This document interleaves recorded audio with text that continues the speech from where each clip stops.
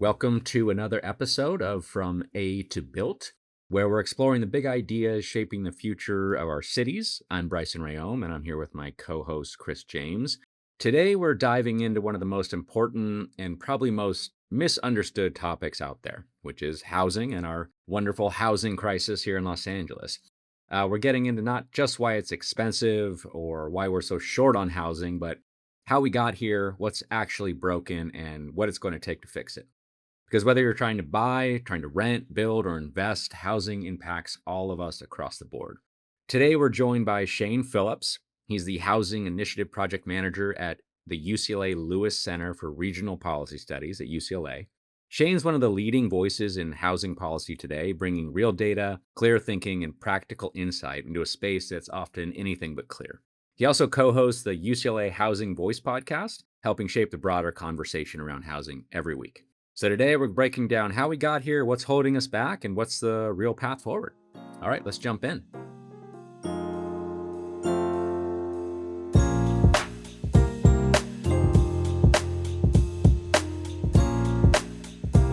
Shane, thank you so much for joining Chris and I on From A to Built. It's awesome to have you here. So before we get into this amazing topic that we've all been banging our heads against the wall in LA on for years and years and years, I want to learn a little bit about you, a little bit about what you do with UCLA Lewis Center, what drew you into this space, a little bit of your background before we get into the bigger picture. Sure, happy to. So the UCLA Lewis Center for Regional Policy Studies has been around for 35 years or so. Today, it is really focused on transportation equity and housing affordability, and I'm on the housing side. I've been there for more than 6 years now, more than twice as long as I've worked in any other job, actually. And so I must like it. And so we work on a lot of research projects with faculty and other staff and students, and my focus is, I guess I don't really have a focus, I would say. I'm really interested in housing policy and land use policy in a very broad sense. So we've worked on things with affirmatively furthering fair housing and where we're building housing, particularly trying to build in higher opportunity areas, less racially segregated areas, lots of policy and research going on with that, in particular because of the state's focus on that. We're doing a lot these days with zoning reform and actually measuring the feasibility of different zoning reforms, not just what is the capacity you're creating on paper when you say go from an R3 zone to an R4 zone, but at a parcel level, is that actually likely to produce any development? Because, if you allow a 6-story building on a parcel that has a 4-story building, you're not going to build anything there. No one's going to tear that down to build a new project. If it's on a strip mall kind of project, and you can build 6 stories, maybe that happens. So we're really getting into that with the city of Los Angeles, with state laws like SB 79.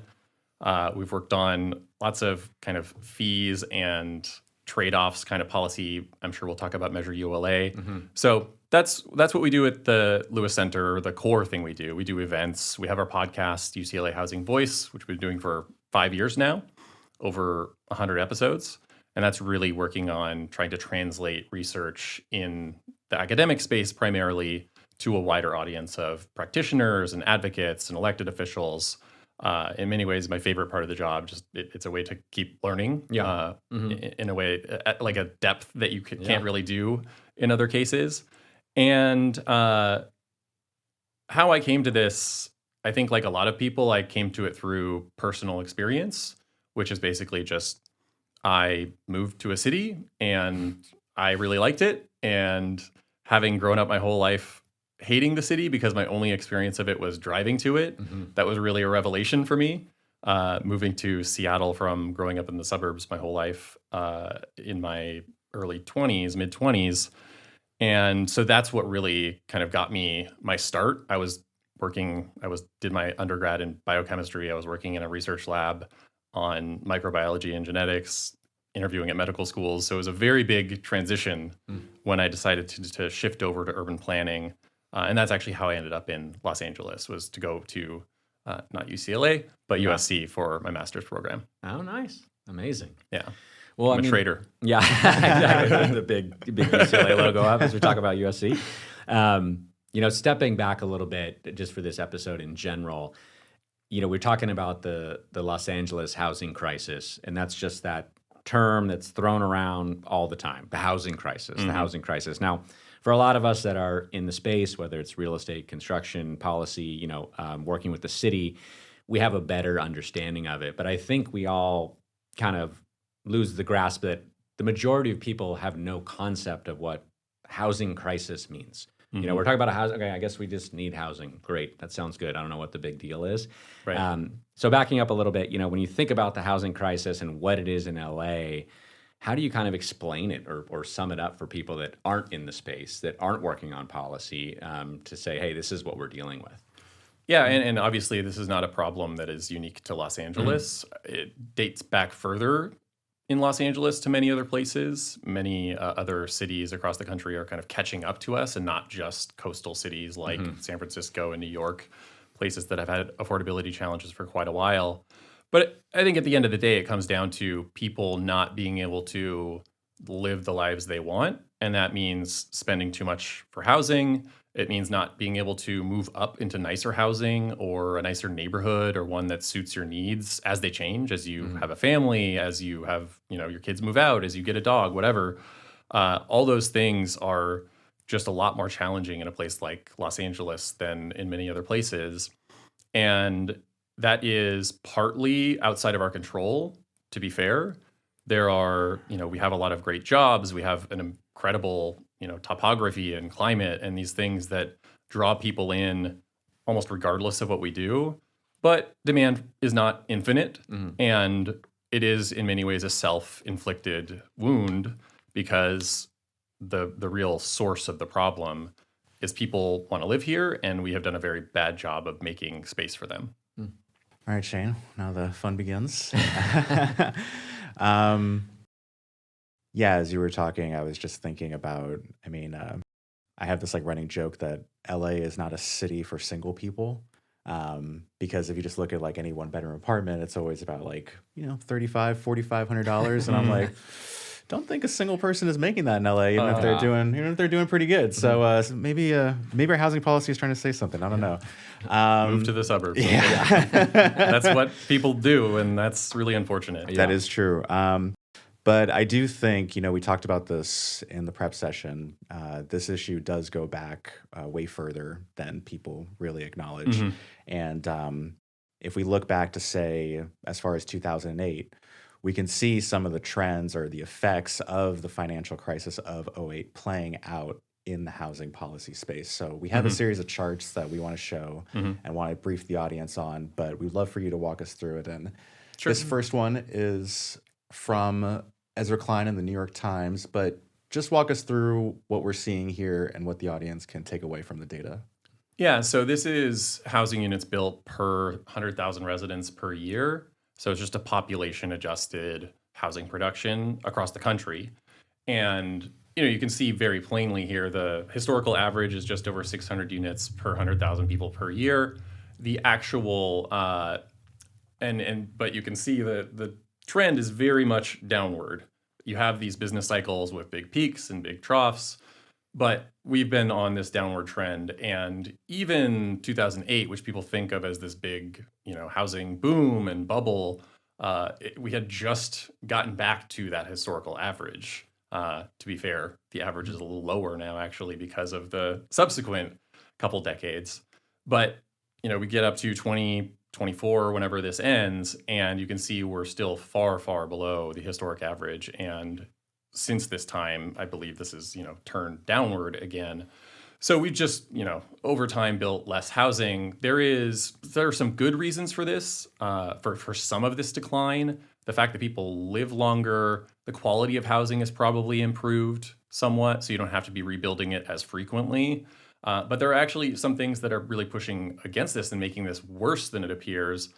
I think the chief among them being the fact that people, that single person households are growing really dramatically. That's partly a just demographic and preference thing. It's partly a wealth thing where more people can afford to do that. But it's primarily an aging thing with just an older population, either empty nesters or just an individual who's lost their partner. that's an increasingly frequent phenomenon. I don't actually know the number off the top of my head. I think it's something like a quarter of US households are a single person. I think in Japan, it's like 40%. Wow. And so that is essentially where we're headed. We Yeah. are going in that direction. And so, in that sense, not only are we not building enough, because you have to have enough homes for these additional households, even if each home doesn't have as many people, but it also means that the housing that we have built historically is really poorly suited to our current needs.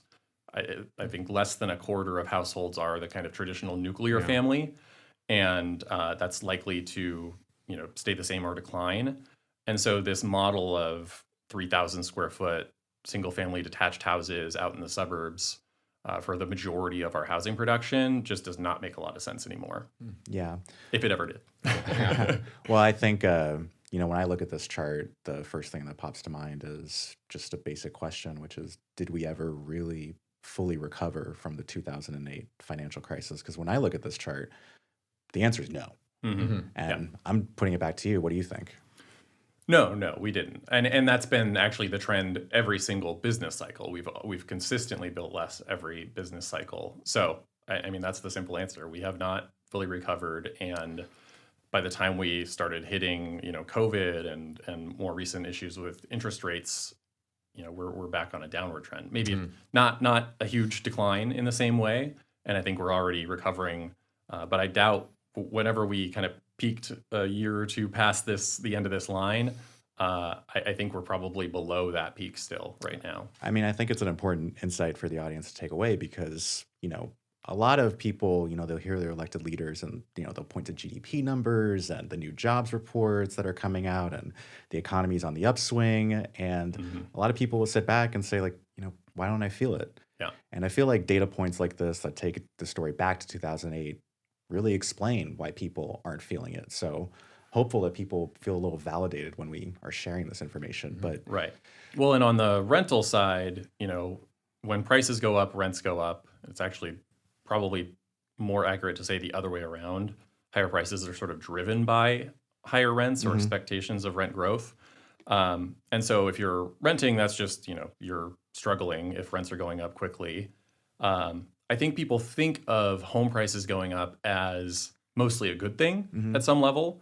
And sort of, for some people, it can be. But I think it's really overstated when you consider, like, what can I do with all this additional housing wealth?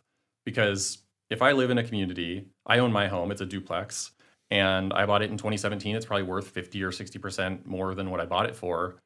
But every other home in my neighborhood is also worth 50 or 60% more. And if I wanted a nicer home that cost more than what mine did when I bought it, how do I move up? it was already more expensive, and Yeah. it's also gone up 50 or 60% more. So it's actually gotten further away from me. And so, I can, when I die, I guess, leave my home to my kids or family or whatever. But the trade-off is like my kids or family can't actually live anywhere near me while I'm alive. And I don't think people would actually make that trade-off if it were put to them so bluntly. Yeah, no, I 100% agree. And, to further emphasize that point, I think this is why a lot of people feel anxious because it's almost as though sometimes you're on a treadmill and you're just kind of running in place, even no matter how hard you're working, no matter how many jobs you're holding down, no matter how much income you're bringing. Somehow it feels like you're just kind of keeping your head above water. So I feel like that really explains it. But we have another chart here that you were able to share with us. Can you just walk us through what we're seeing here? Because Yeah, I wanted to share this just because I think, and can you actually go to the next one? It might be helpful to see it first. So this one is the home price index for the top 10 metro areas in the country by population from 1995 to 2015. And I just stopped at 2015 because it's not really about modern day. It's more about this Great Recession period and the housing boom or bubble as it was known. And the key thing I want to point out here is, and these are all indexed to, I think, the year 2000. So obviously the prices are different in Miami versus Atlanta versus Los Angeles, but they're all, whatever it was in 2000 is set as 100. And you can see the pink and red are Dallas and Atlanta, or other way around. And prices there through the quote unquote housing bubble did not climb more than 30% above where they're at in 2000. So at their very peak. And I think most people, I certainly thought in, as recently as a few years ago, that the housing bubble was a national phenomenon, that everywhere experienced exactly or roughly the same run up in prices. And that just wasn't the case. So green is Chicago, which has always been a kind of strange housing market. So we don't really need to worry about it. What you find though, so like Miami is the top one in brown, Los Angeles is in orange, Washington, D.C. in purple. Really what I want to point out here is a lot of the cities that saw the biggest run-ups were the coastal cities, the places that are expensive now and that are known for not building a lot of housing. But also Phoenix, that light blue one, had a really big run-up in prices despite building a lot. So if you can go back to the other chart now. So same colors, light blue at the very top is Phoenix, pink is Atlanta. Those two cities were building by far the most, this is per capita housing construction prior to the recession, which is 2008, 2009 there.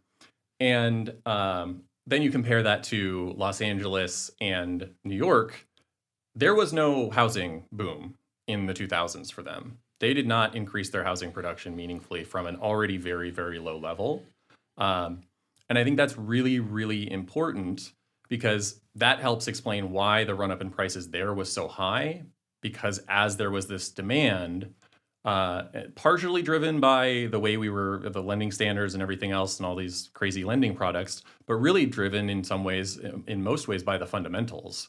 There was just not a lot of housing being built as demand was increasing in the most attractive metro areas in the country. And that actually caused a lot of people to leave because they couldn't afford to stay. Mm-hmm. And where they went was places like Phoenix and Las Vegas. And so despite building a lot in Phoenix, and if you saw Las Vegas, it would be about here, and it also experienced a really big run-up in prices. Those are what Kevin Erdman, a researcher at Mercatus Center, who we had on our podcast just recently, calls contagion cities. So Los Angeles and New York are closed access cities. This includes Boston, San Francisco, places like that, that very high demand, very little housing construction. The contagion cities were the places where people sort of immediately flee to when they can't afford those closed access cities anymore. So Phoenix, Las Vegas, lots of Florida, because that's like where the Northeast people go from New York and Boston.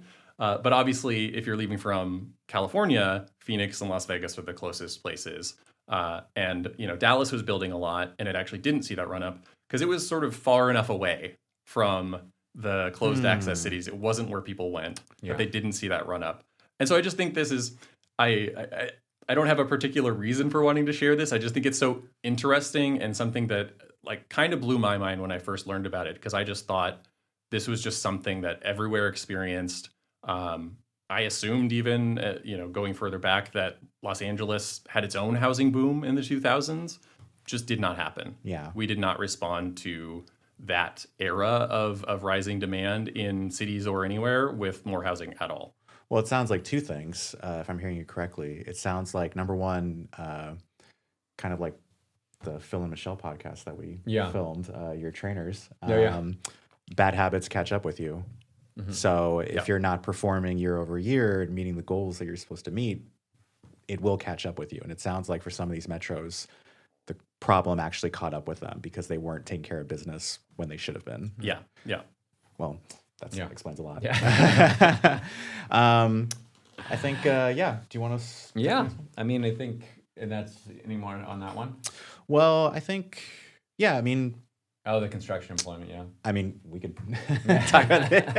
I can be very quick on this. Just the point I wanted to make with this chart is just that, and again, this comes from Kevin Erdman, who's really changed my thinking on like the home ownership and housing boom, and the role of lending standards in all of this. So when the Great Recession struck, or arguably before the Great Recession struck, but as the housing market was crashing, the response in the U.S. was to really restrict mortgage credit to anyone who wasn't just like a super prime perfect borrower. Yeah.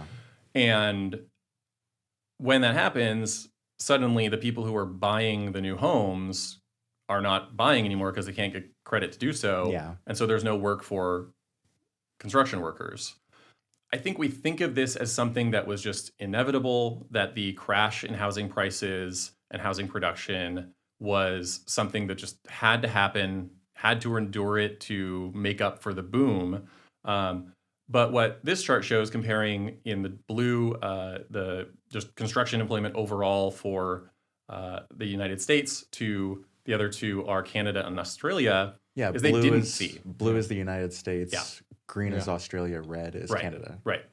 And so you're seeing that construction employment pretty much just kept growing in these other countries that did not really crack down on mortgage credit. Whereas in the US, we did, including making it so a lot of very perfectly qualified borrowers could not borrow anymore.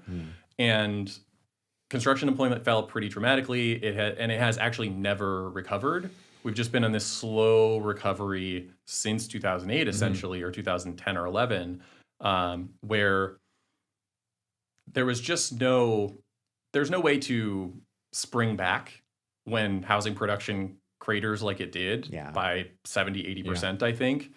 You're not going to recover most of that in a few years if a lot of your construction labor, workforce has retired, has gone into something else, is not, they're not bringing new people into the field.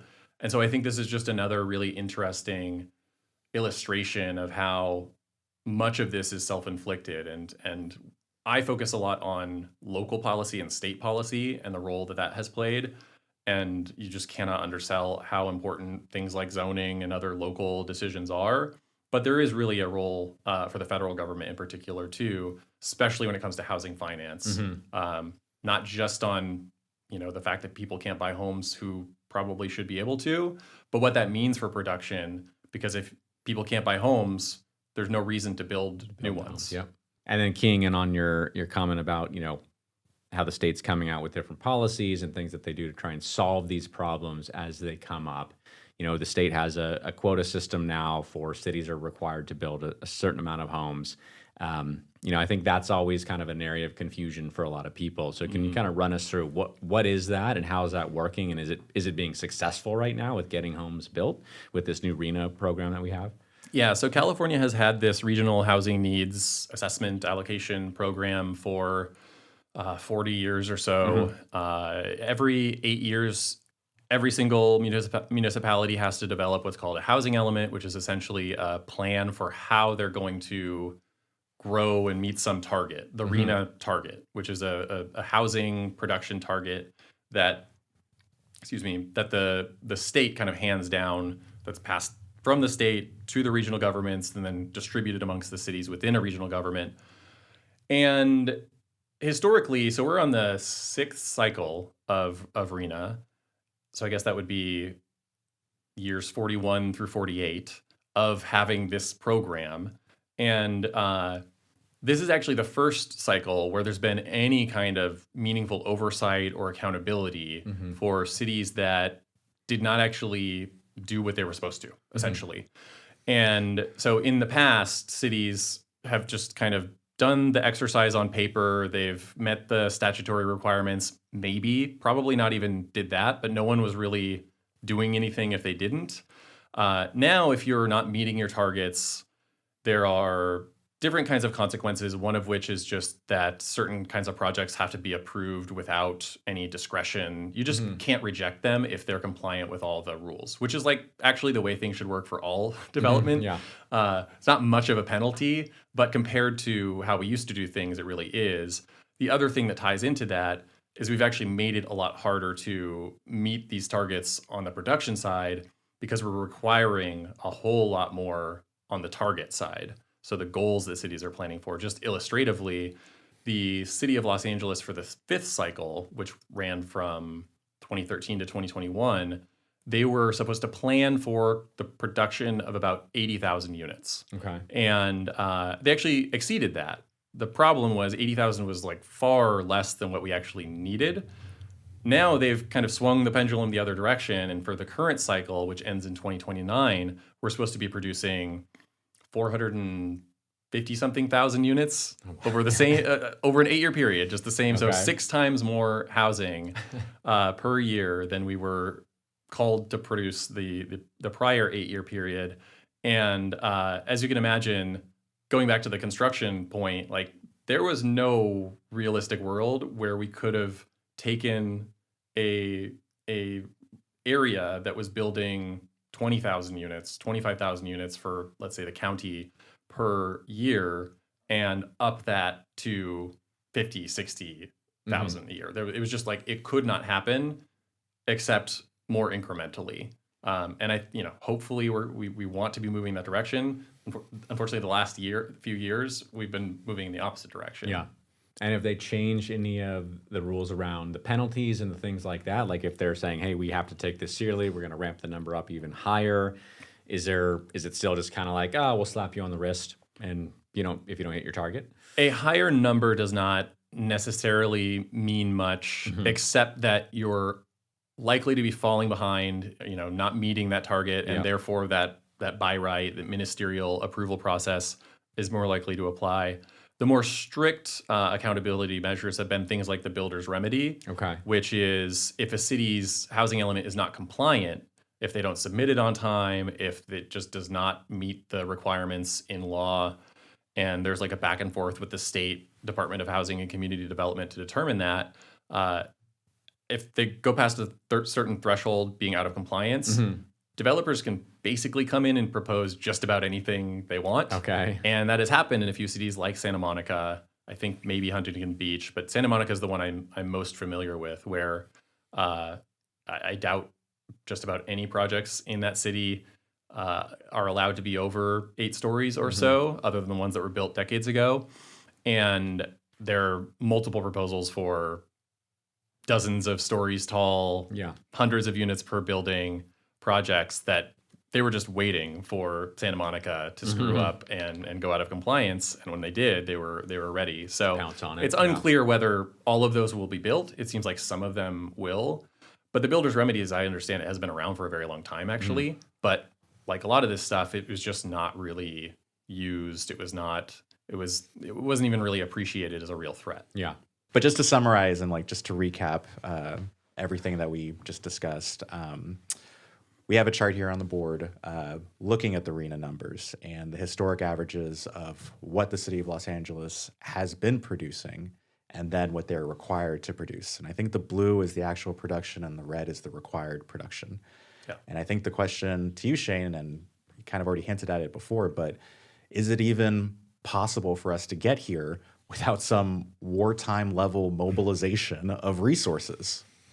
So it is possible to get here without anything crazy. Certainly not wartime mobilization level. That makes me feel better. Many cities produce many cities produce much more than that amount per capita when you adjust that per capita right now. So places like Nashville, Raleigh, they're building well above that. I mean, because the city of Los Angeles has been at something like 2 units per 1,000 residents per year, something along those lines, 2 to 4. And there are cities that are in the 10 to 20 or even higher range. So it's entirely possible. I think we'll get into how different strategies make that more or less likely to be achieved. Yeah.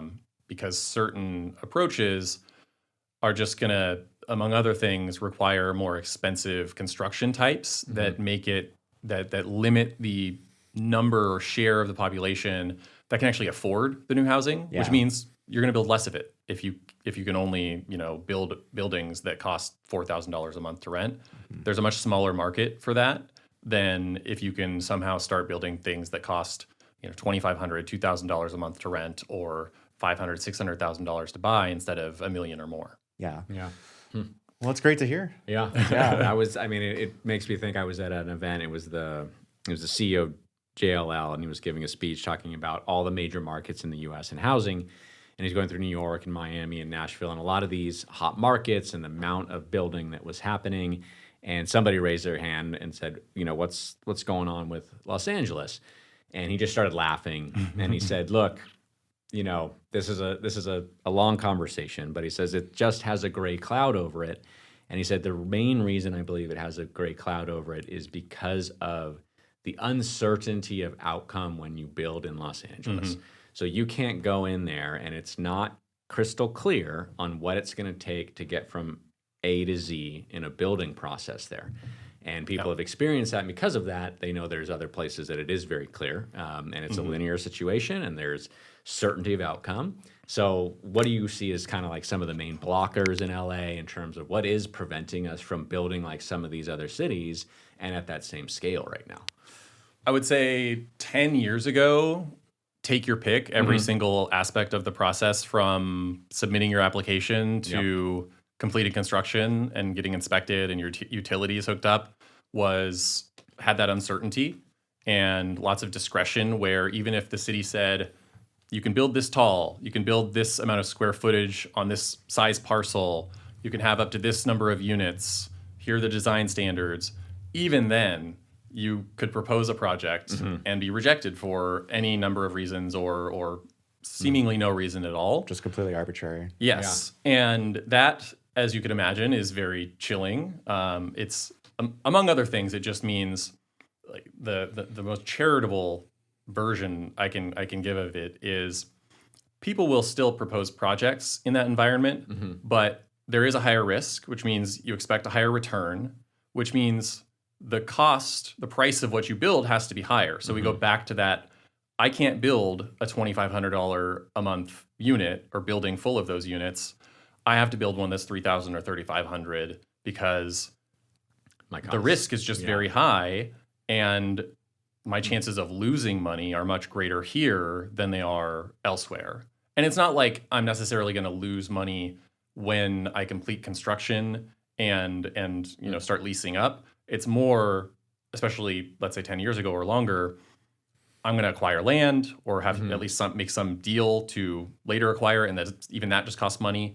I'm going to propose a zone change or something to build on that site, and it's just going to fall apart. I just can't know, and I'm going to lose at least millions of dollars. Yeah, not tens, not hundreds, but millions, and that's a big risk. So more recently, we have made a lot of progress, both through local reform and through state reform, on making more of that process, at least up to the permitting stage, just non-discretionary. Where describe non-discretionary for us. This just means that, again, I'll just say it this way: when the city says, "Here's what we allow," if you propose something that is compliant with those requirements, you get to build it. That's essentially it. Or you at least get your entitlements, which is sort of the first step before getting your building permit to go forward with the construction. So it's not everything, but it is the beginning of the process, and it is meaningful to have shortened the time of that process, of that stage, and also very significantly increased the certainty of getting an approval. And I think it's actually good planning too, because previously we just had a lot of zone change requests where the zoning would say you could build, it wouldn't say exactly this, but this is just easier to understand, 7 stories tall, and I actually want to build 40 stories. And so I'm going to propose that, and it's a whole much more complicated process to go through that, but it can be very financially valuable if you succeed. So that's mostly done with, and I think that's actually a good thing. Just at a planning level, it doesn't require all the same political connections and experience and deep pockets that kind of approach required. Once we get into the permitting process, which is actually reviewing the building plans, and then when you're under construction, the inspection process and the requirements that the Department of Water and Power are going to impose on you and maybe not tell you about until you're nearing the end of construction. I think you guys probably know this a lot better than I do. I really want to do a research project on it sounds like the most boring thing in the world, but electric transformer, siting, staging, and clearance. Oh, This yeah. is the thing I've Oh, heard a man. lot about. Bryson, we gotta- should turn the tables of the interview. Say, It's like, we got to bring Sean Jordan in on this. You guys can have a lot of fun with that one. I'm game. But I think the point is that all those things are still a real challenge. There have been state reforms to create sort of shot clocks that say, for example, if the city does not give you a decision on your building permit application within 30 business days, then you can go to a third-party consultant who is perfectly qualified, is going to, engineer, sign their name and their reputation on those plans. That's the kind of thing that we're moving more and more toward, usually because the state is forcing us, not always. But those kinds of things are also really needed. And then we're going to get into zoning and building code and other stuff, I think, as well. But those are all super important too. And the political The one we didn't side talk of about it. is Measure ULA, which I think Yes. that's the other thing where absolutely. it's not even what you're building. I think the uncertainty of, I built this project, I did everything I was asked, and now, my business plan in most cases is to sell it once it's leased up, if it's a rental. And now I'm paying an extra 4% or 5.5% tax on that sale, which means somewhere between, a quarter and a half of my profit is gone. And now the profit earned by my investors is less than they could have just made investing in the stock market, for example, while taking much higher risk. And that's the kind of thing that, the building is built, you can't take it back, but the next developer considering building something in Los Angeles is going to think twice about it. Yeah. And then backing up just a little bit on Measure ULA, can you break that down for people and what that is, how it affected LA, some of the outcomes that we saw from that? I mean, you just kind of went through it, but Yeah. So like if we were a baby, what is this? So Measure ULA is a real estate transfer tax. A real estate transfer tax is a tax on the sale of real estate that you usually pay. It's a percentage of the sale price. So it's a piece of land, it's a building, it's anything. whatever it is, yeah. Los Angeles and statewide, we've already had transfer taxes in place, but they've been under 1%. And they've theoretically been for covering the costs of recording the transactions and funding the assessor and all these kinds of things. I think they were more than was necessary for that, but they were pretty low in the grand scheme of things. Some cities, going back to the 2010s or earlier in California, have increased those transfer taxes, particularly for higher dollar sales. So if the base tax is for most cities 0.45% of the sale price, some cities would do, for example, if it's between $1 million and $2 million, we're going to tax it at 1%. If it's between $2 million and $5 million, we'll tax it at 2% or 2.5%, et cetera. Those have been, there's been various studies, and we'll talk about the ones that we did at the Lewis Center on the effects of this. But in Los Angeles, Measure ULA was fairly unique in that it was really only limited to very high dollar sales, so $5 million and above, and the rates were very high as well. So it was really only two brackets. And what's the nickname again? It's the quote unquote mansion tax. The mansion tax is what it was called. Yeah. And a bit of a misnomer because it was not limited to mansions. The tax is, as I said, 4% above 5 million or 5 million to 10 million, and it does increase with inflation each year, that threshold. And then above 10 million, it's 5.5% tax. So pretty significant. $100 million property sale is going to pay $5.5 million in tax. But that's huge. I mean, because, people's heard the mansion tax, and I think they were like, okay, yeah, we need more money. Income inequality is a real thing, so they vote for it. But, I mean, did this thing tax housing as well? Like, I mean, if someone's building 100 units of multifamily in downtown LA, like, is that also getting taxed? Yeah, it taxes essentially all real estate sales, with the exception of property that's sold to nonprofit affordable housing developers. That's about it. There's a few others, but that's like, and that's not a big one. There's not a lot of those purchases relative to real estate sales overall. So it's really just about everything. And I don't harp too much on the mansion tax thing. Every campaign has its slogan. Yeah. And something like 40% or almost 50% of the revenues are from single family homes. So it's not, it's not like it's 10% and they're Yeah. calling it the mansion tax. It is a very significant, the largest share actually of the revenue if you just group it into commercial, multifamily, and industrial, and then single family residential. So the other three combined equal about the same as detached houses, which is kind of shocking, even to me, that there's that many Yep.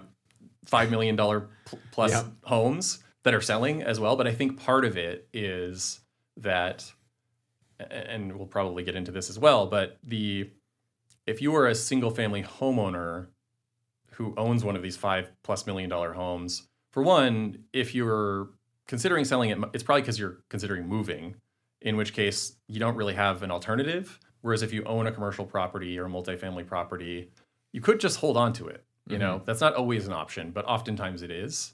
And so what we actually have seen, and I don't think we have to go into the real details here, but there's been a very sharp drop off in the sales of all properties over $5 million in Los Angeles compared to other cities in LA County post ULA, where we were on. This is just showing under $5 million property sales inside and outside of LA, outside being just the rest of LA County. And here's the start of Measure ULA.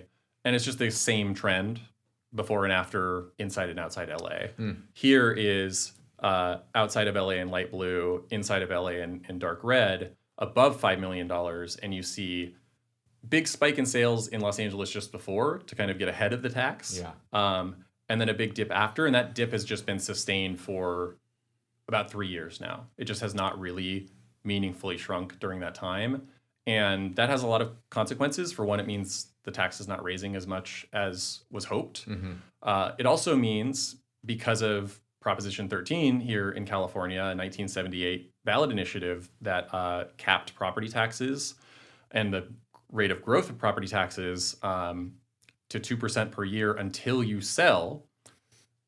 This means that when we have fewer sales, we actually have slower property tax growth as well. And so it sort of gives with one hand and takes with the other, where it is raising a lot of revenue. We're up to something like $400 million a year, maybe, give or take.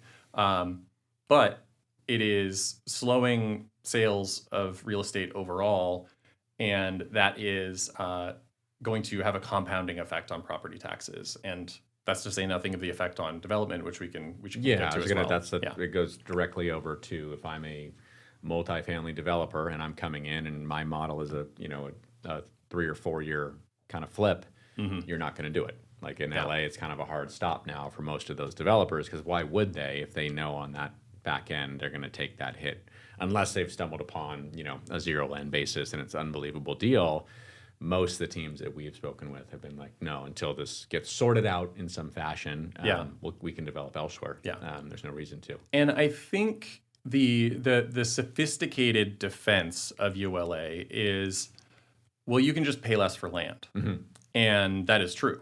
You can pay less for land and recoup the cost that way. Essentially, if I know my property is going to be worth $100 million when it's finished, and I'm going to pay a $5.5 million tax, I can pay $5.5 million less for land, and I'm square.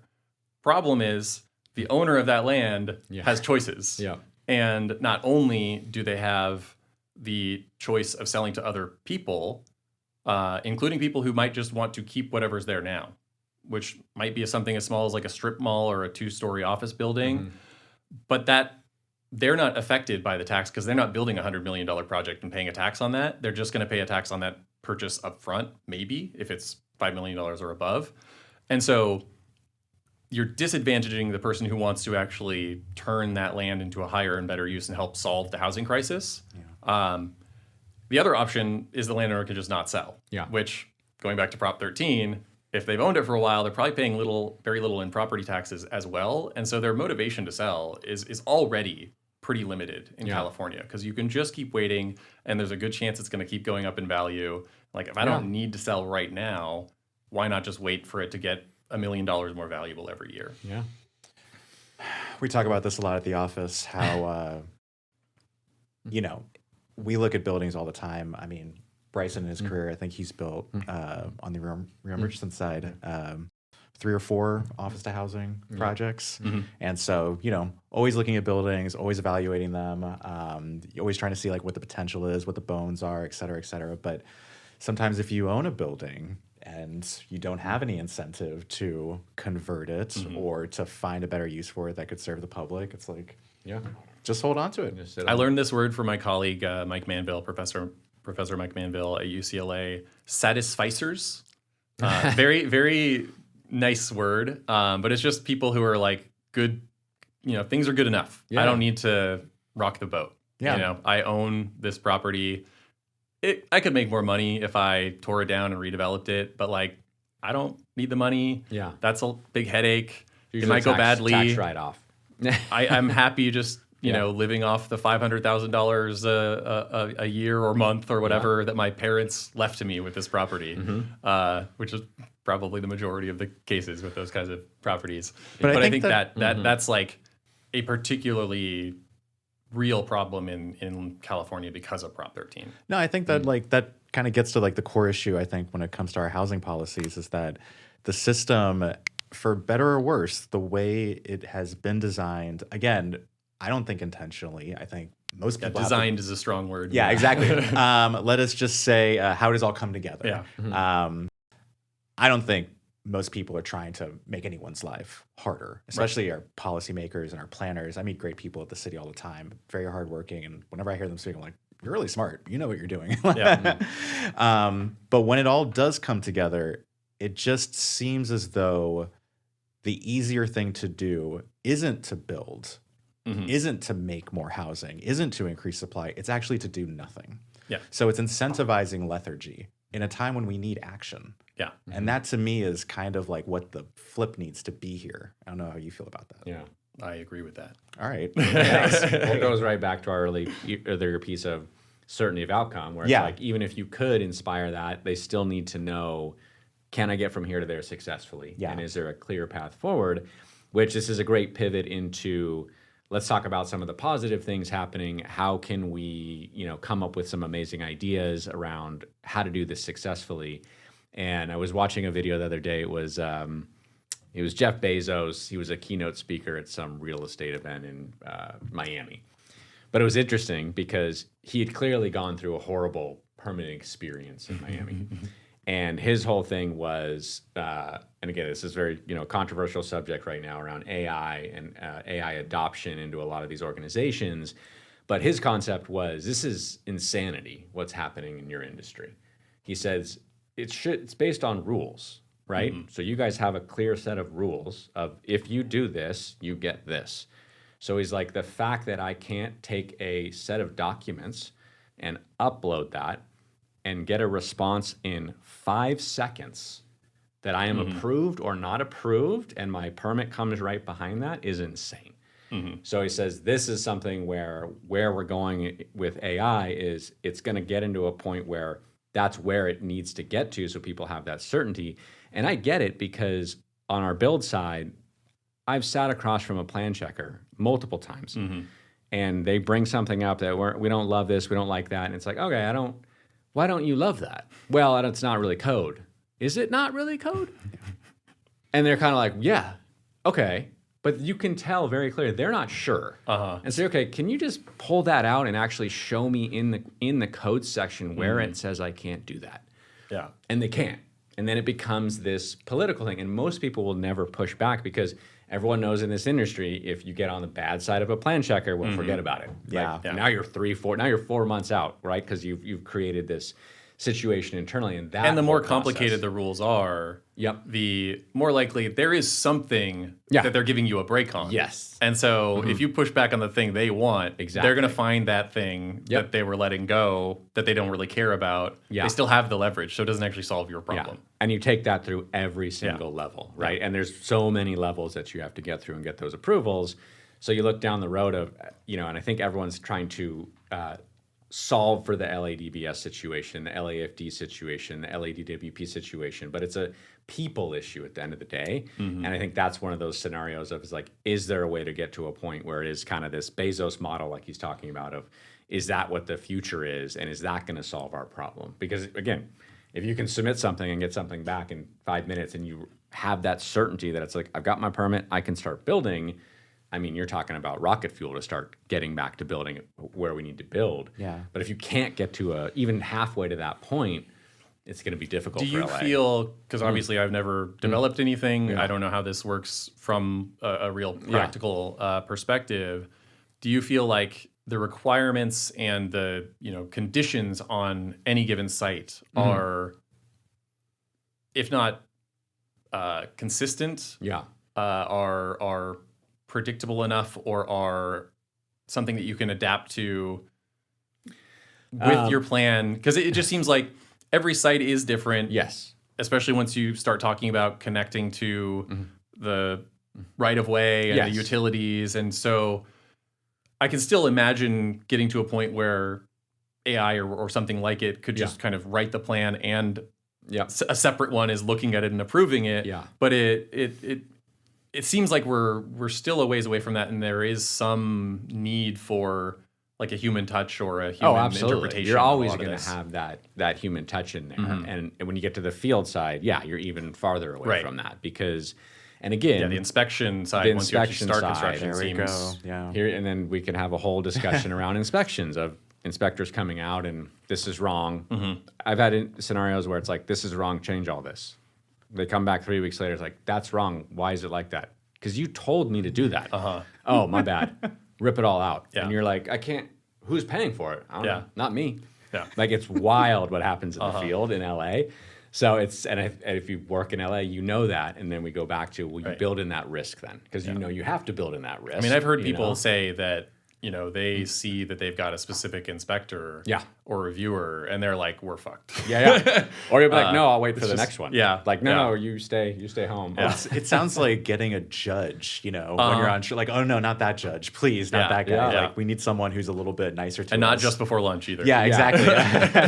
Yeah, we've been working with the county and talking about the fire rebuilds and things like that. And a big part of it was you need to come up with the third-party site inspections if you really want to build back at scale and build back quickly. And it's interesting, people that aren't in the field that I haven't dealt with, it's oh, well, we've got our inspection system. It's have you ever called for an inspection? And the people that are making the rules, they haven't. They haven't been out in the field, and you haven't made that phone call. It's taken you 3 days to get the inspection scheduled. Then you're sitting there for 4 hours waiting for someone to come check your drywall nailing. And then when they come out, maybe they show up on time, maybe they like it, maybe they don't. No one really knows. And then maybe they don't show up at all. So I'm you need to bring in third party, because if it's third party private and I'm somebody that's getting paid per inspection, I'm giving you a 1 hour window. I'm there for 2 minutes and I'm checking to make sure things are good. I'm signing and I'm moving on. That's going to create speed and efficiency in the field. But how we currently do it, it's just a broken old system where you're not going to get that speed and efficiency like that. It will also give you more flexibility in terms of if there's just a lot happening this month or this year or the next 5 years, it's a lot harder to hire a bunch of city staff to take that role, because you're just in a position as a city agency, a department head, where you actually can't just ramp up and ramp down. You can't just lay off people when the work slows down. So having that ability to, and I know they have this in the planning department, but they've been very tight-fisted about how much goes outside of the department, as I understand it. Yeah, absolutely. I don't know if this happens in the permitting department as well. As I said, with the state law, maybe this is going to happen a little bit more. But I think there's a lot of room for improvement there. Yeah. Well, I mean, you mentioned the difficulties of inspections and, being out in the field, but Bryson, you obviously come from the world of existing buildings. And I imagine those are the hardest to get inspected. And it's because these buildings were built, 50, 70, 100 years ago. And so an inspector comes out and it's well, that doesn't look right. Well, yeah, because it was built 100 years ago. And the disconnect between the plan check and the field, specifically to the adaptive reuse and historical, is the gap is much larger. So you may be installing per your plans, and when the field inspector shows up, he goes, I get it. It's on your plans, you did it right, but they didn't understand what was going on out here, so rip it all out. It goes back to one of the first slides that we were showing about the construction employment numbers, because I think one of the things that I don't know if it's really unpredictable as much as it is about having qualified professionals or experienced people handling the process. There just really aren't that many people who have fully designed, built, and occupied a building in Los Angeles. Like when you really get down to it, there just aren't. You might be an architect who has designed a lot of buildings, but have you seen the whole process through? Have you like gone through the trash, utility inspections, all of that? You're a certain type of builder. You might work on retail, not multifamily, different product type, different inspection requirements. So to have that kind of 360-degree perspective and to know those kind of, I wouldn't say like knowledge gaps, but just like tension points that it can appear in all of these different scenarios. There are just not that many people to really tell that story. And I think that's something that we're kind of like really missing, honestly, is just like more of this storytelling of like what is going on out there. Well, I think, this is something I've long wished we had, for example, a sort of national or state or at least somewhat shared zoning codes so that you, as a developer, you don't have to learn a new system in every single jurisdiction you operate in.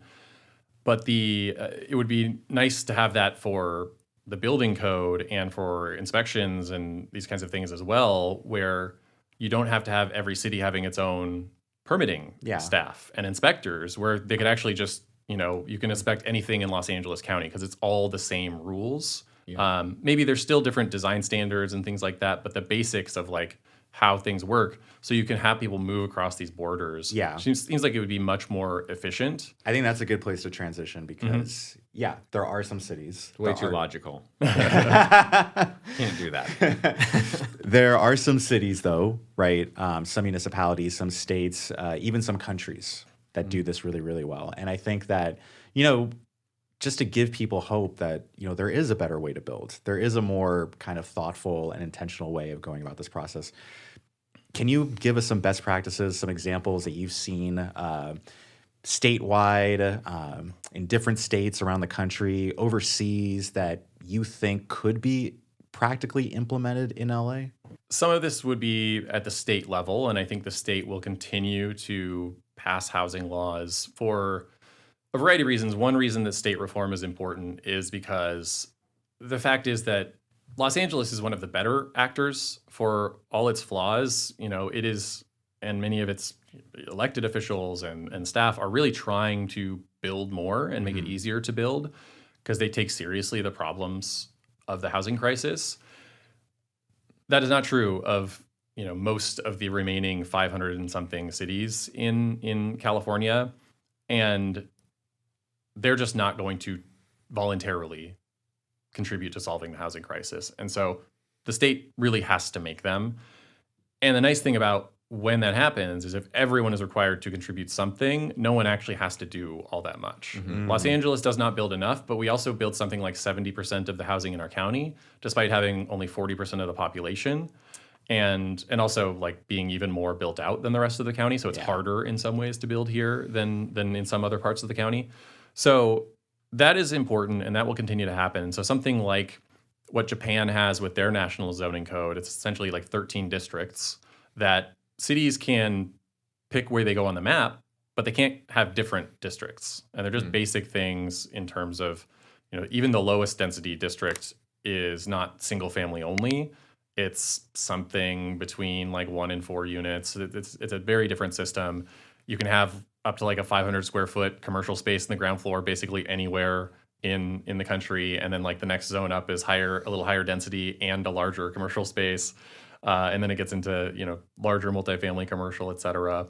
But again, I think it would be really important and valuable to just have standardized rules, still allow a little bit of customization locally, but just not have it be something entirely different from place to place. And, it's important to say in the case of Japan that it builds something like 5 times the housing, or I should say Tokyo builds 5 times the housing per capita that California does. I think once you account for demolition, it's more like 3 times because they build actually a lot of single family homes, but they're on very small lots, like 500, 800, 1,000 square foot lots. Oh, wow. And they'll rebuild them every 30 or 50 years. And so that's a lot of what's going on, but not the majority of it. So that's something I'm really interested in, and actually extending that to the building code, where it's not just the zoning that says the height and the floor area and the setbacks and the lot coverage, the things that the zoning development standards tend to do, but also the actual structural requirements in what in the US is known as the International Residential Code and the International Building Code, which is for anything 3 units and above. So there is this model code that is national here for the IRC and the IBC, but in practice, every city is allowed to adapt it however they want, and many places do. And so the rules just differ even there. Some places are actually changing. So Dallas is my kind of standout for this one, changing it so that more projects can be built under the International Residential Code, which is simpler and less expensive. Right now, we have this very arbitrary dividing line where 1 unit, 2 units, or townhouses can be built under the IRC. 3 units and up is the IBC. And the cost per square foot is dramatically higher going from a 2-unit to a 3-unit building because of that. And there's no real good reason that the requirements for a 3-unit should be dramatically different than a 2-unit. It's just where we decided to draw the line. So Dallas just kind of increased that to 8 without many other changes. Memphis is another city that had to first go to the state in Tennessee and then change it locally to 6 units as their threshold. They'll still have usually some kind of, you might still require sprinklers where you wouldn't for most IRC projects otherwise. That's something that really has the potential, especially in this missing middle range of housing, the stuff from 2-3 units up to, a 3 or 4 story, 10 or 12 unit apartment or condo building. Having that standardized and having it just like more rational and right-sized for the building size would make a really big difference and is a real priority for a lot of reformers right now across the country. And on the zoning side, so California has actually led the country on ADU reform at the state level, and Los Angeles builds by far the most ADUs in the state of any city, and that's almost true even adjusted for population, but we build something like 8 or 10,000 of the 30,000 that we're building per year. And this goes back to a couple of 2016 laws that from 2016 and earlier, we were building fewer than 2,000 per year statewide. So that's dramatically increased production at that end, the very lowest kind of incremental production end. And we just passed SB 79, which is the transit-oriented development law, which around rail stations and a very limited number of bus stations allows anywhere from 6 to 9 stories with essentially pretty high density, very favorable development standards. It's just everything in between that we're missing. And there's some places that have done a good job of this, really diverse places. So Spokane, Washington, in eastern Washington, a city of 200,000, they basically said you can build up to 3 stories, something like 50% of the lot covered by the building, and whatever setbacks, no density restriction, no floor area restriction, just whatever you can fit in that box with lot coverage, setbacks, and height, and however many units you can fit into that, following the building code and other things that put some limit on that, you can go ahead. And they actually passed that, I think, unanimously back in 2023 or 2024. Sacramento, California just did something recently where they pretty much allowed that scale of development throughout most of the city as of last year. I think it's still being implemented. Cambridge, Massachusetts, which is where Harvard's located right next to Boston, allows now basically 4 stories, I think lot line to lot line because they're a very row house oriented community, and up to 6 stories if you include affordable units citywide. So these are things that were unimaginable 5 years ago that any city would voluntarily do this. There's also some state reforms that are pushing cities that might not have otherwise done it. So, for example, in Washington State, a law called HB 1110 passed in, I think, 2023 or 2024. And that requires at least 4 units per parcel, 6 if it's affordable. But the city of Seattle, in its updated comprehensive plan, just at the end of last year, approved something like 8 to 12 units on pretty much every parcel in its neighborhood residential zones, which are kind of the lower density zones. This sounds like Japan. Yeah, and it's more than you realize, because actually they allow commercial in, I don't know if it's all the buildings or if it's maybe just like on the corners but in any case, like bringing back neighborhood retail and shops and restaurants so that people, with the thinking, among other things, that you don't have to drive as much or travel as much if more is within walking distance or a short bike ride or even a short car ride. Better to do a 1 mile ride than a 5 or 10 mile ride. So there's a lot of positive things happening at the city and state level. Many more things that we could talk about, but those are just some of the things I think are most exciting. And I think that missing middle scale is particularly important. First, just legalizing it through zoning, because single family homes are very expensive because you're paying for a lot of land per household. Larger buildings, podium style, 7-story or taller, are expensive to build because the construction costs are quite high because they're just more complex.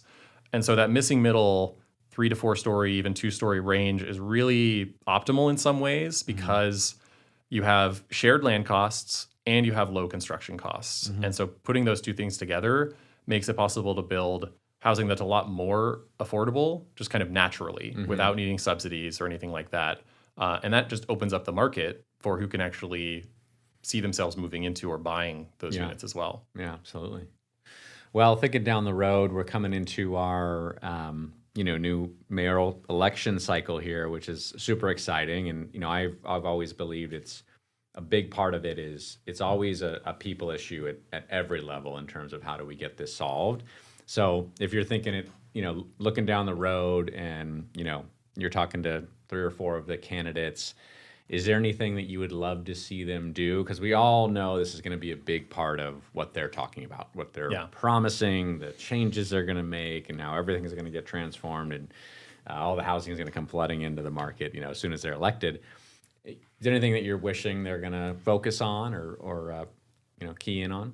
If you're not talking about that middle scale of housing and allowing that in many places, so that it's not just concentrated in a few and the land prices shoot up. And so a lot of the, potential savings from that more affordable housing type are just eaten up by the land costs that goes to some landowner who just has happened to have it for the past 40 years. I think that has to be really at the top of the list. And it's a very, very hard thing to do. I don't want to downplay it. It is a politically difficult thing to accomplish. But I think the right person in that position can make the case and bring on the right people at the departmental level as well to make it happen. As I said, in Spokane, Washington, it was unanimous. I think it was unanimous or close to it in Sacramento and Cambridge as well, to do these reforms that seem, frankly, like inconceivable here in Los Angeles. And I'm sure they seemed inconceivable in those places too, just years before they happened. Yeah. So I think we need someone who's really making the case for that. And really understands why it's important and why we are not going to meet our housing needs or solve the housing crisis just by building ADUs and duplexes and podium 5/1, 300 unit buildings and 50-story towers. That is just not going to get us there. We need those, but we need the middle as well. I think, there's so much to go off of there. One of my big questions is, we actually had this conversation a few years ago around what gives you hope. And I think that everything seems impossible, before it happens. Yeah. Then you do it and it's like, oh, it was possible. Yeah. Couldn't run 5 miles. Oh, I trained. I could run 5 miles. I still can't do that. But I'm sure I could learn. Yeah.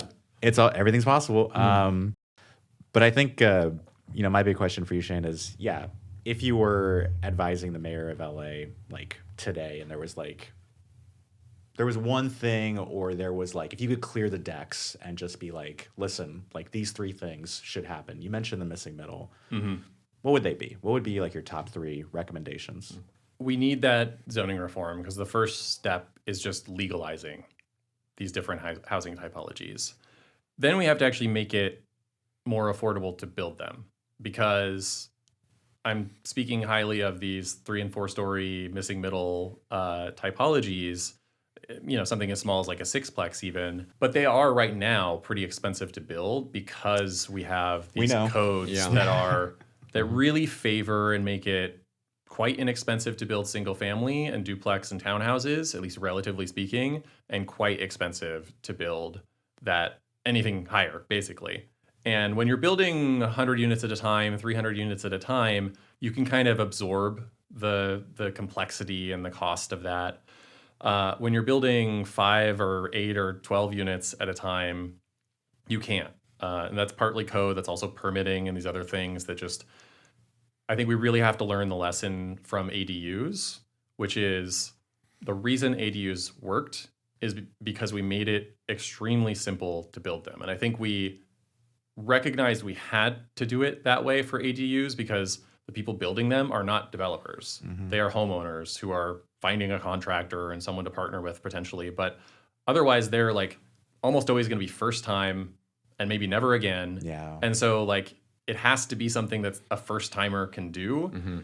And I'm not sure that building a 12plex in Los Angeles needs to be that simple, but it needs to be close to that simple because you can't have people, frankly, like yourselves, who are the only ones building housing in the city. You need to be able to bring in the smaller scale folks who just feel it's impossible right now. Yeah. And I think there's a really strong argument to make for that from a racial justice and economic justice perspective, where people always talk about not liking the large scale national, international developers, the big investors, et cetera.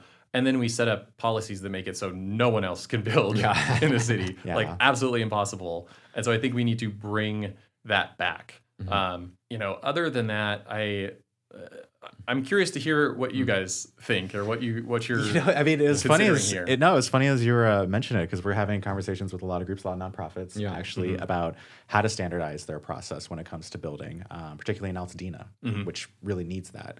And we're actually working with a group of clients who are for the first time kind of getting into development, and it's amazing how simple things that I think we take for granted, like standardized specifications, standardized drawing details, having those things just locked and loaded so that you can go through every project in your pipeline and just like kind of set it and forget it can make a big difference. And it sounds like the missing middle could maybe use a builder's perspective. And the upfront again, continuing to go back to that idea of certainty of outcome for anybody that wants to build housing in LA.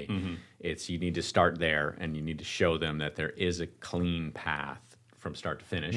And what does that look like? And I'm a big believer that I think technology is going to play a big role in that moving forward to help us solve some of these bigger issues. And so I'm hoping whoever it is leans into that concept and looks at what other cities are doing and saying, hey, how can we streamline this process? How can we provide certainty of outcome? What are those core changes without getting too much into the weeds? What are the biggest blockers and how do we remove them? Can I add one more thing that I think might be something you're less likely to hear? I really feel like we still have a long way to go on zoning reform, on code reform, fee reform, all these things, but we are making progress on them. And I think the thing that we are just starting to really pay attention to is design in the built environment. And I think it's going to be really important that we are able to show people not only that the buildings we're building are beautiful and things that people actually welcome at some level. People are always going to be resistant to new things and bigger things, but I think you can make a difference, if not enough of a difference by itself, with good design. But I think even more than just like looking nice, having housing bring along amenities like parks, and not by just putting it on the developer to provide that, because I think that just is more likely going to result in housing not being built, but really taking that public charge back and saying, for example, we want these neighborhoods to be our priority areas for growth. Alongside of that, that's going to come with inconvenience of construction and change. But because of that, alongside it, we're going to really invest in some neighborhood parks, for example, so that new housing doesn't just mean, a regional benefit in terms of affordability and more people can live in the neighborhood. And maybe there's support for, it supports more restaurants and retail in the neighborhood. But that's like not a very strong argument for someone who's living there and is also going to be experiencing more congestion and maybe more parking issues and things like that. I think you want to really be able to make a stronger case for real tangible benefits. And I think things like open space and other kinds of public investments would be really, really valuable. So I'm hoping that becomes more of a focus, and that our next mayor, whoever it is able to kind of make that case while keeping in mind that like this is something that the public has to be responsible for. It can't just be something that we say, in addition to everything else we ask of developers, we also want you to build these things. And then we end up with kind of what we're seeing with Measure ULA, or what can happen with inclusionary zoning policies, where you ask for a lot because you want a lot and you need a lot, and what you actually get is nothing at all. The line about inclusionary zoning, 50% of nothing is still zero. And so I think that's where I want to see more focus, not just on the production, but like how do we make that feel good to people who already live in a community and are seeing that housing come into their neighborhoods. It's like your pocket park scenario. that you're mentioning. Not just building housing, but building community, right? That should be the goal. It shouldn't just be blanket housing. It should be, the housing should come with community in some fashion. And we were talking about these, pocket communities and these cottage housing, developments that we love, because they're single family homes around a courtyard, and you're kind of building in community to these areas. It's like mini neighborhoods. Little mini neighborhoods, absolutely. So I guess last question. If you're an average voter out there, what's one question that every voter should ask the mayoral candidates before the next election? Question. I'm torn on this. So I kind of I don't know exactly how to phrase this question. Be careful, there are no do-overs. there are no do-overs. No, you can leave in the uncertainty. I think it's useful and it's accurate. But my frustration with a lot of politicians and not just politicians is, in housing, as in many things, the focus is often on like who's the bad guy, who is the evildoer, the enemy that we have to vanquish, and all of our problems are, to be blamed on them. And if we could just defeat them in some way, then our problems would be solved. And I think that's just, in housing in particular maybe, but really in many, many things, it is just sometimes important as a starting point, sometimes important as a kind of galvanizing argument for people, but it is not nearly enough. And so I really want the focus to be on like, what do you want to affirmatively do? And like, can you phrase that in a way that's not just like, who are the bad guys? And I want to, punish the bad guys. Get because them out of the way. I mean, I have this frustration with, like tenant advocates, for example. And in my book, which I never even mentioned my book, The Affordable City. There you go. Nice. It's 5 years old. I make a pretty strong argument, I think, for rent stabilization of the kind that we have in California. And that's, made a lot of people unhappy. But I believe in it. But my frustration oftentimes with people in that space is it sometimes feels like they are more anti-developer or development than they are pro-tenant. And it is often treated as though those two things are essentially one and the same or go hand in hand. And I think that is just not true. I don't think you have to be like super interested in or worried about the fates of developers and how they're treated. But if your answer to our woes is the developers are bad guys and we just need to punish them, that is not actually a solution. And it's essentially what we've been doing for 50 years. And like, look where we are. We build very, very little housing. The developers who are able to build in a place like this actually do probably better than the ones who build in somewhere like Phoenix, because they have to get higher returns in order to justify building here. Be more efficient. We need to focus on what is the actual solution here, not just who would we want to blame for it? Yeah. Super hopeful. Yeah. I love that too. It did makes me think of what I would ask. And now we can go full circle, Chris, because I want to hear yours too. Okay. But it's we always talk about, especially on this podcast, let's try not to break people down and to complain, because it's so easy to harp on all the negative things. Everyone does that. We can talk about it all day long about what the problems are. And if we really want to, just go on Twitter. Yeah. Exactly. But I love what you're saying of asking them, like, what do you plan to, affirmatively do or accomplish? And I would follow that up with, and who are the top 5 people or groups that you plan to collaborate with to make that happen? Because I think that would be very telling on their thought process of, yes, this is what I want to do, and these are the top 5 people or groups that I'm planning to collaborate with to make that a reality at the end of the day. Something I was thinking about not long ago, and I was trying to think about how you would put this into a survey or something for all the mayoral candidates, but I would be interested in their answers to a range of, like, okay, say you have a family with 2 young children.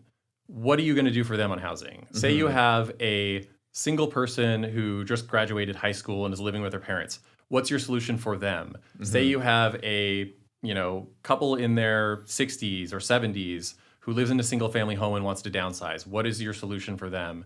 A single mother who is living in overcrowded conditions with their sister and their kids.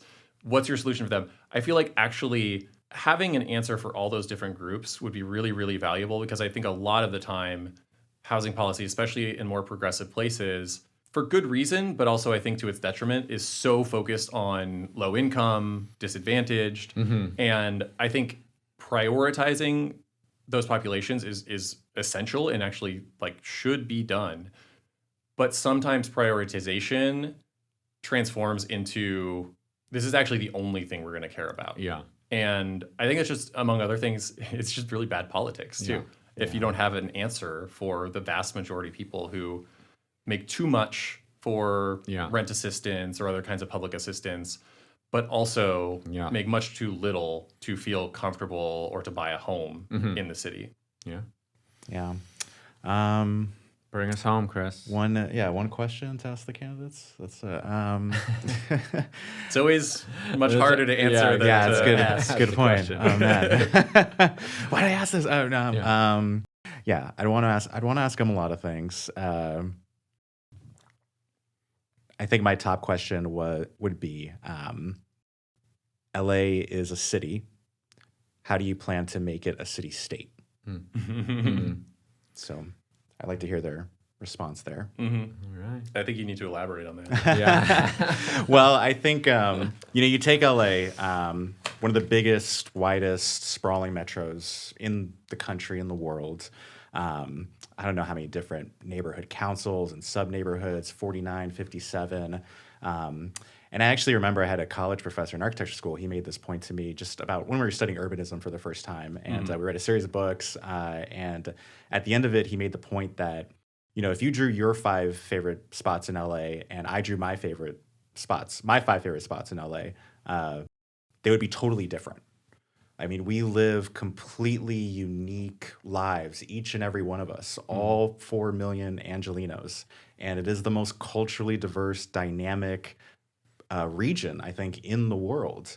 And if you really want to help it flourish, you have to stop thinking of it as just a city and actually this huge, larger ecosystem of people and places and ideas, and how do you plan to facilitate that growth and that rise? Nice. I like an open-ended question. Yeah. Well, they're all coming on the podcast, right? Exactly. We'll be able to ask them soon enough. Shane, thanks so much for coming on. That was awesome. Very informative. So Thanks for having me. Yeah, absolutely. Appreciate it. Good stuff. Alrighty.